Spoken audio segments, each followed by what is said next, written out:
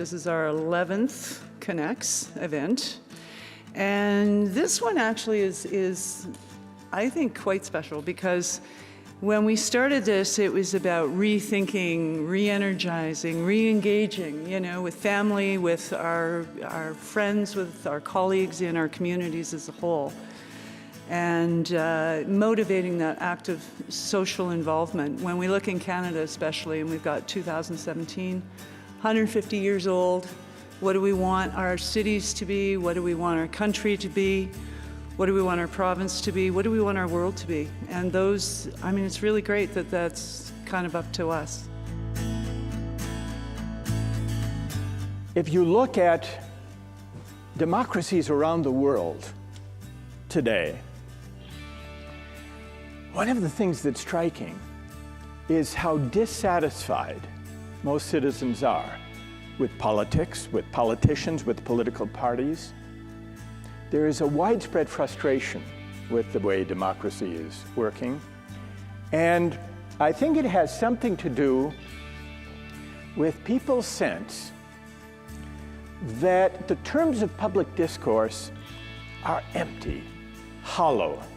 They don't really address the things that matter most. This frustration with the empty terms of public discourse is what turns so many people off to politics. And this has been unfolding for the past few decades. And during the same period, there's a second feature of our public life. And that has to do with the rise and now the deepened, quite deep hold of a certain faith. You might call it the market triumphalist faith. It's the faith, it's the deep assumption that markets and market mechanisms can by themselves define justice or the public good. Now, in some ways, we associate this market triumphalist faith with politicians of the early 1980s, Ronald Reagan in the US, Margaret Thatcher in Britain. They won office with making the explicit argument that government was the problem and that markets were the solution. And they made that argument. And some people agreed and others disagreed. They were elected. But what's striking is that even after they passed from the political scene, they were succeeded by center-left political parties and politicians. Bill Clinton in the US, Tony Blair in Britain, Gerhard Schroeder in Germany, who did not challenge the fundamental assumption, the idea that markets are the primary mechanisms for achieving the public good. They moderated, but consolidated that faith. And as a result, we have not really had a public debate about that underlying idea. What should be, here's the real question, what should be the role of money and markets in a good society? We've lost the habit and the ability to reason together about hard ethical questions in public. And that's what I think we need to recover. We need to recover it not only because that's the only way of figuring out what the role of money and markets should be in our societies.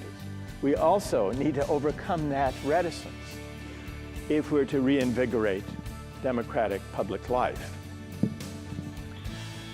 We've spoken about the ways in which putting a price on everything can crowd out ethical and civic values worth caring about. One of the most fateful, corrosive effects of marketizing social life in recent decades has been the crowding out or the erosion of commonality, the sense that we are all in this together, against a background of rising inequality. Putting a price on more and more aspects of the good life has created a condition where those who are affluent and those who are of modest means increasingly live separate lives. But writ large, as it increasingly is in our societies, It's not good for democracy. Democracy does not require perfect equality. But what it does require is that people from different social backgrounds and different walks of life encounter one another, bump up against one another in the course of their ordinary lives, in the common places and public spaces that gather people together, almost without our noticing. Because this kind of encounter across different backgrounds and classes and ethnicities and ways of life, this is how we learn to negotiate and to abide our differences. And this is how we come to care for the common good.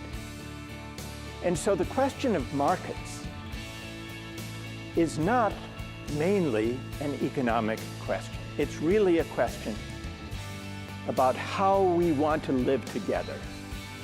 Do we want a society where everything is up for sale, or are there certain moral and civic goods that markets do not honor and money cannot buy? Thank you very much.